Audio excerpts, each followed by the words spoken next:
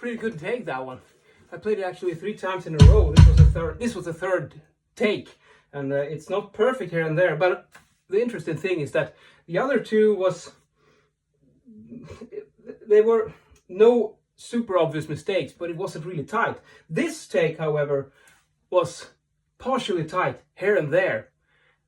Overall, a better flow, even though I made more mistakes in this take, the flow was better. So I suspect that's probably what really matters also, that you get a good flow overall. Many famous musicians have said something in that line of, I mean, if you make a mistake, you have to forget about it and just keep playing. You can't try to